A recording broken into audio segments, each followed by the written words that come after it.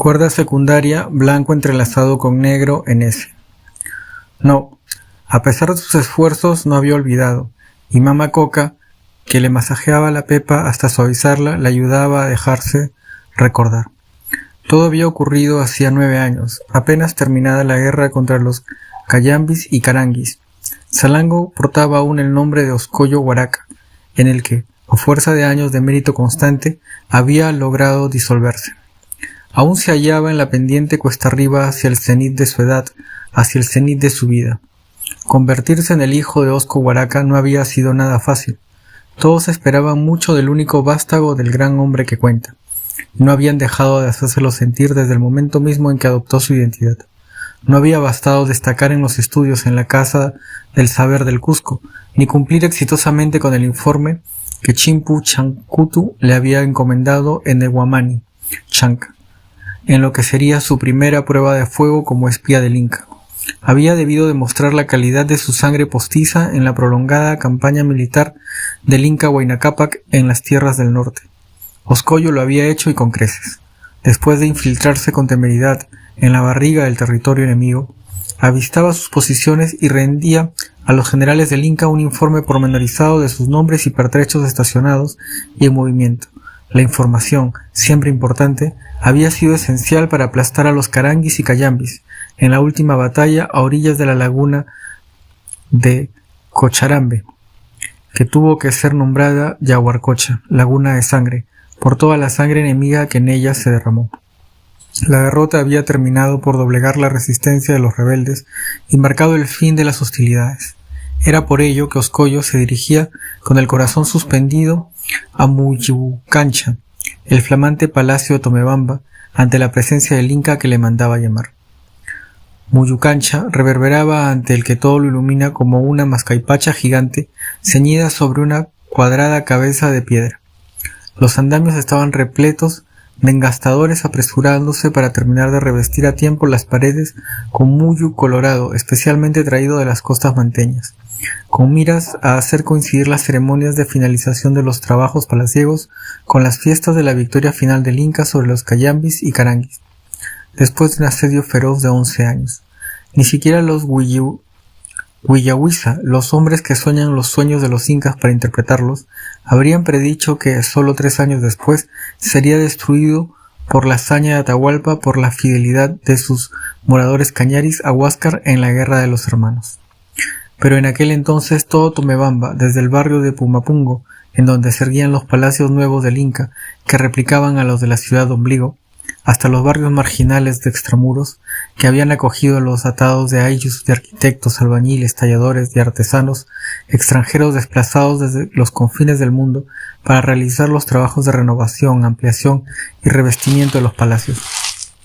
Respiraba la serena euforia de la paz recién recuperada, aunque también la desazón, oculta hasta entonces por las preocupaciones de la guerra, por los muertos que no terminaban de irse, que se aferraban a sus querencias de esta vida o demoraban las despedidas haciéndolas más dolorosas, pues cada uno de los habitantes de la ciudad y de los contornos, cañaris, mitmacuna e incluso incas de sangre real y de privilegio, no acababa de llorar a un padre, a un hijo, a un hermano fallecido en el combate.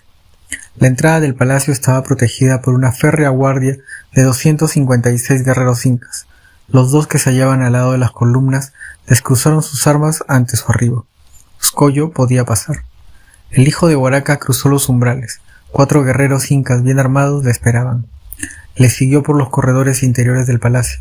No le fue difícil guiarse, pues, aunque era la primera vez que penetraba en el recinto, este había sido construido a semejanza del Amarucancha, en el Cusco, al que sí había tenido ocasión de ingresar por primera y única vez. A poco de su llegada a la ciudad de Ombligo, cuando vio por primera y única vez al Inca, al llegar a la entrada del aposento del Inca, los guerreros le anunciaron. «Que pase», dijo la voz severa del sabio señor Chimpu Chancutu, maestro y mentor de Oscoyo Huaraca en las artes del espionaje, que se había convertido recientemente en hombre que habla a la oreja del Inca.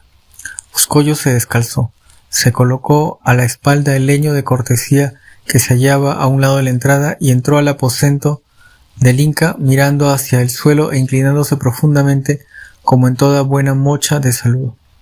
Frente a él, el joven poderoso respaldado por muchos, que apenas parecía menguado por el tiempo transcurrido desde la primera y última vez que lo vio, hacía 13 años.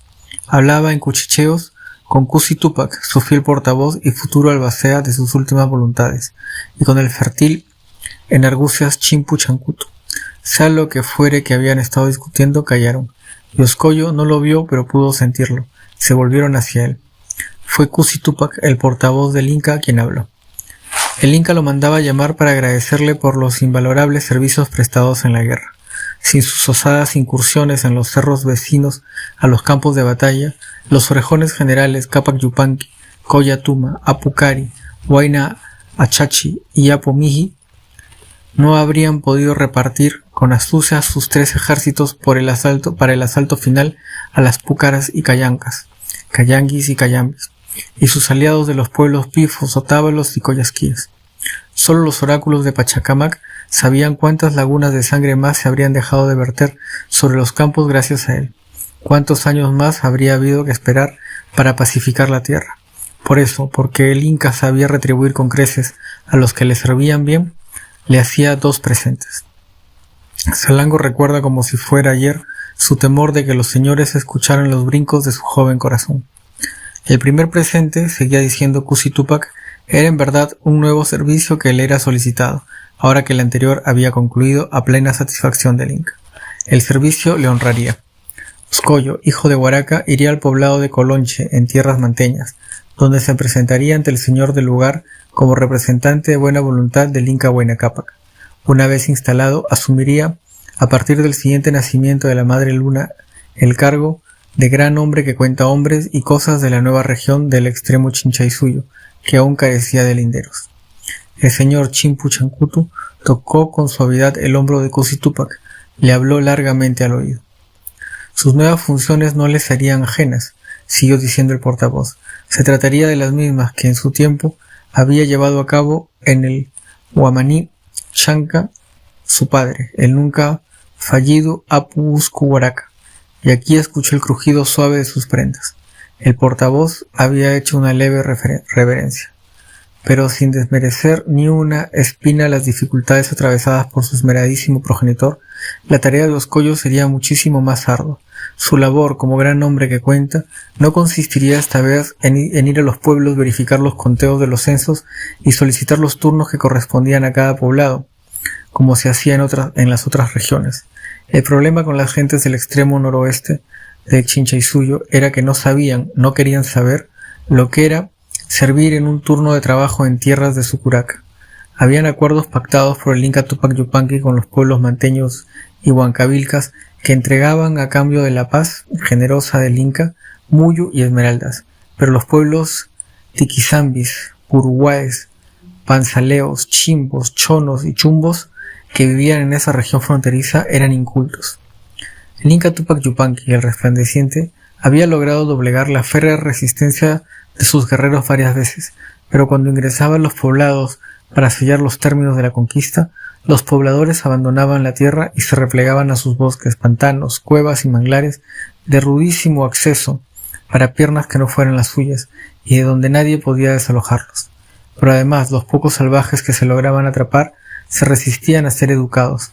Por más que se les llevara a la fuerza a hacer las faenas comunales en tierras del Inca, se plantaban con los brazos cruzados, preguntando qué se les obligaba a labrar una tierra que no era suya, y se escapaban a la primera oportunidad que se les presentaba, incluso bajo la amenaza de muerte, y quemando y arrasando todo a su paso. Se les entregaba lana procedente de los finísimos ganados de los corrales del Inca para que sus mujeres tejieran prendas para él, como era la costumbre en cualquier tierra civilizada del Collasuyo, el Contisuyo o el Antisuyo, y ellos la guardaban para sí creyendo que se la habían regalado. Se les pedía entregas regulares de madera de balsa, sal, pieles de animales o lo que fuera que tuvieran de valor, y ellos cumplían puntualmente con la primera, espaciaban la segunda y olvidaban la tercera. Eso sí, tenían algo que valiera la pena tributar, pues muchos poblados producían cosas que no servían para nada, como espejitos, dijes de piedra y unas hachas pequeñitas de cobre que se diría fabricadas para habitantes de un país de hombres minúsculos. Pero la gran mayoría de los salvajes del extremo norponiente del Chinchaysuyo, seguía diciendo el portavoz, No tenían nada, absolutamente nada. No trabajaban la tierra, comían únicamente lo que ella les ofrecía de su natural generosidad y vestían lo primero que encontraban a su alcance, consentidos por la clemencia de sus climas cálidos. Como Oscoyo mismo vería por sí mismo, su futuro servicio en estas tierras extremas no consistiría tanto en recaudar con un ojo vigilando, con el otro las posibles rebeliones, las tareas usuales de un gran hombre que cuenta normal, sino en enseñar a los pueblos las costumbres correctas, en civilizar. Lamentablemente, y era importante que Oscoyo lo supiera, o, si ya lo sabía, no lo olvidara jamás, algunos de estos pueblos, carraspeó el portavoz, habían degollado los funcionarios enviados por el Inca que habían descuidado sus espaldas, entrando en confianza por la falsa amabilidad de sus anfitriones. Por eso, para prevenir que pudiera ocurrirle lo mismo, el Inca le entregaba el segundo presente. Cusi Tupac golpeó sonoramente el suelo 2 veces con la planta de su sandalia. Una lozana chiquilla en los umbrales de su edad productiva entró entonces a la habitación y se detuvo frente al Inca con los ojos fijos en el suelo. Llevaba un hermoso vestido con los colores vivos del arco que el Illapa suele formar después de la lluvia y una mantilla bordada con los motivos sagrados de Huiracocha. Pero Salango recuerda sobre todo su larguísima cabellera, negra como la brea, a duras penas sostenida por una vincha amarilla y un prendedor de plata, el traje de las actas que van a ser entregadas en matrimonio. Su nombre es Coyurpaya, dijo el portavoz. Es la escogida del Inca que tomarás por esposa. Yo no me llamaba así. Yo me llamo Calanga, pero no se lo había dicho a nadie y a nadie le importaba. Entre 2 mamaconas me habían tenido que sujetar para que dejara enrollar el pelo, pues me gustaba llevarlo suelto, como en mi tierra, hasta cuando preparábamos chicha fermentada para el Inca. «¿Qué disforzada te pones, Cuyurpaya?», me había dicho una, jalándome con la peineta de los mechones a propósito para hacerme doler. «Deberías alegrarte que han venido a pedirte». Y la otra, «¿Serás tonta? ¿No ves que ya no tendrás que quedarte a servir aquí como nosotras? ¿A hacerte vieja entre estas 4 paredes?» Pero como me seguía resistiendo me metieron a la fuerza una planta picante en el poto, los palmazos en las nalgas dejaban marcas y querían entregarme completamente intacta. Y me quedé bien tranquilita mientras me embutían en mi traje de novia para llevarme ante el Inca, maldiciéndote sin conocerte. Cuando te vi por primera vez no me pareciste tan feo como imaginaba, pero noté la cara de asco que ponías al verme y me dije, ¿y este quién se ha creído? ¿No soy acaso suficiente para él? ¿Qué pasa?, preguntó el portavoz después del nuevo cuchicheo del joven poderoso en su oído. ¿No te gusta? No es eso, dijo Oscoyo, cavando de nuevo el suelo con la mirada. ¿Cómo negarse un presente del Inca? ¿Cómo explicarle que Oscoyo no quería casarse con ella ni con ninguna otra mujer, por bella que fuera, que seguía aún fresca en su aliento la huella del odio que había visto acumularse entre su padre y su madre, obligados por el pacificador del Inca a sellar con el cruce planificado de sus sangres y la de otras 23 parejas, la paz permanente entre sus 2 pueblos, que jamás podría forzar a una mujer, ni forzarse a él mismo a padecer tormentos semejantes, inherentes por lo que había visto a su alrededor a todo matrimonio. Pero yo eso no lo sabía todavía, sapito mío, todavía no me lo habías contado. Pues va a tener que gustarte, continuó el portavoz.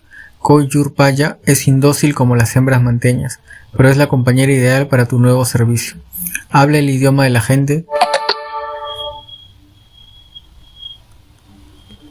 Habla el idioma de la gente y los idiomas bárbaros de los pueblos que vas a civilizar. Y conoce bien cada mata, cada meandro, cada sendero de la región. Con ella a tu lado no solo entenderás y te harás entender por ellos, sino que serás aceptado con mayor facilidad. Cusi Tupac se detuvo un instante, destinado a calar la reacción de Oscoyo. Pero cuando el hijo de Huaraca se dio cuenta y quiso decir algo, el portavoz continuó. Irás a instalarte a Colonche. Cumplirás con los ritos nupciales siguiendo el hábito local. Te harás uno con sus habitantes, aprenderás su lengua, practicarás sus costumbres, comerás sus comidas y beberás sus bebidas. Venerarás al que todo lo ilumina, pero respetarás a sus dioses. Preñarás a tu mujer, que levanten de ti el recelo que sienten por todos los que vienen de parte del Inca. Y tomaron mi mano y la posaron sobre la tuya. Y después de dudar un instante eterno en que te odié y te maldije en todas las lenguas que conocía, pusiste la tuya sobre la mía, y con una comitiva pequeña y desarmada, y repleta de presentes de buena voluntad, partimos a Colonche, mi pueblo de nacimiento, donde llegamos después de un viaje de 4 jornadas y fuimos recibidos por el curaca, Jamás te enteraste, pero discretamente me preguntó en nuestra lengua qué era lo que querías, para qué te habían enviado. Yo le respondí que no lo sabía, que el Inca me había entregado a ti como esposa y te había mandado aquí para que vivieras como manteño, que eso era todo lo que sabía.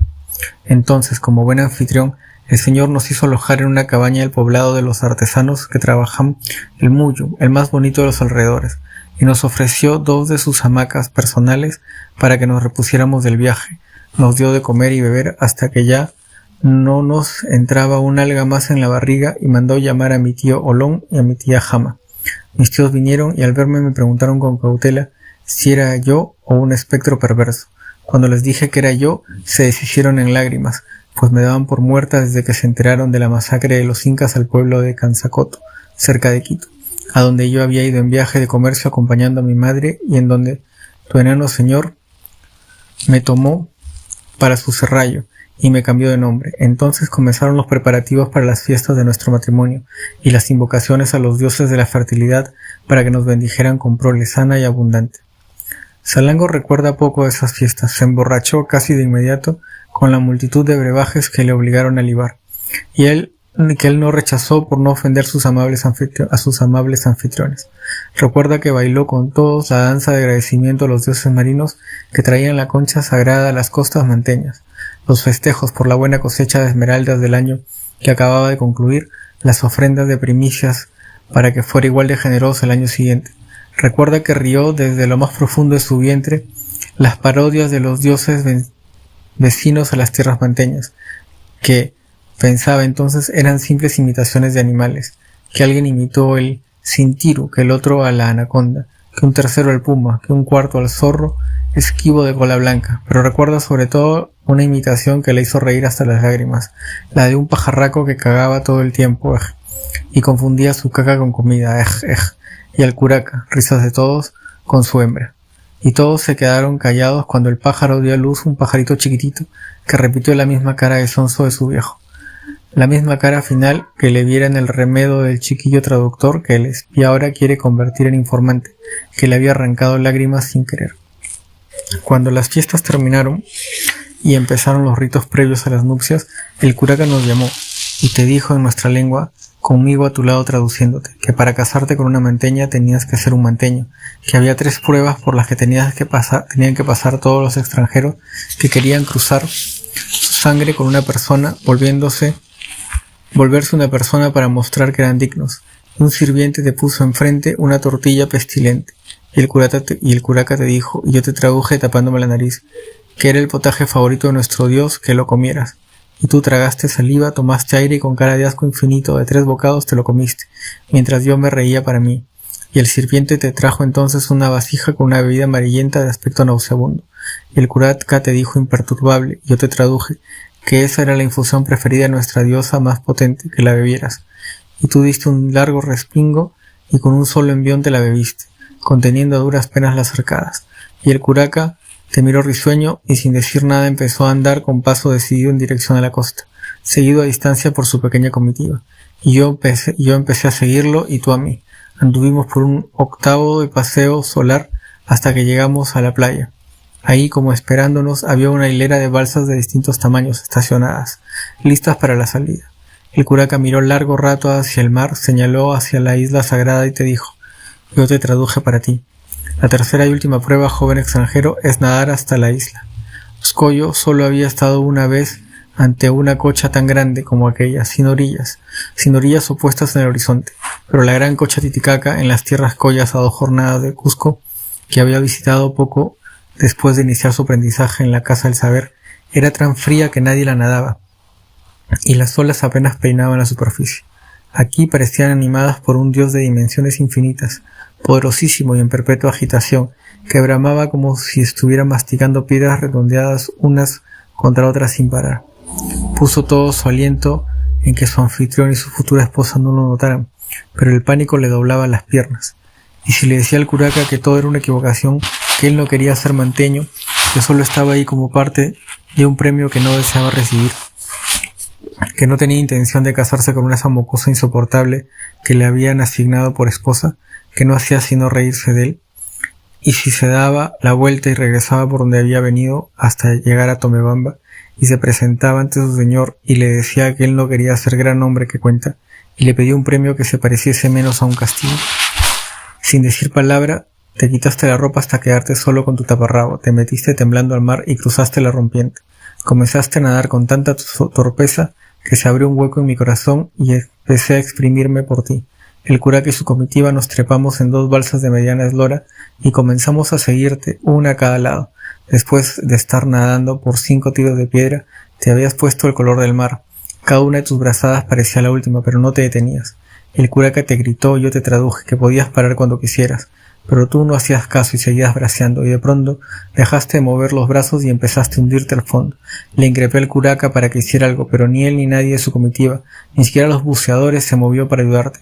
Así que me lancé al agua y aunque pesabas como un ancla de piedra te saqué. Oscoyo solo recuerda que cuando volvió a su aliento estaba tendido boca arriba, con la chiquilla manteña arrodillada a su costado, con expresión concernida. De pie, un poco más allá, el curaca contemplaba con fijeza una esmeralda del tamaño de un huevo de albatros amarrada a su muñeca. Oscoyo se incorporó, dio un vistazo alrededor y se dio cuenta de que estaban en la playa de la isla. Lo que comiste, dijo el curaca, yo traduje para ti, no era el alimento de nuestros dioses, era caca. Lo que bebiste no era la bebida de nuestra diosa, era orina. No hay ninguna prueba que pasar para los que van a casarse con una de las nuestras e instalarse entre nosotros. Solo deben de ser convertirse en manteños con todo el corazón.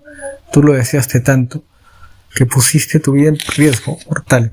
De no haber sido por tu futura esposa, ahora estarías disfrutando de la eterna compañía de nuestros hermanos los peces en el fondo del mar.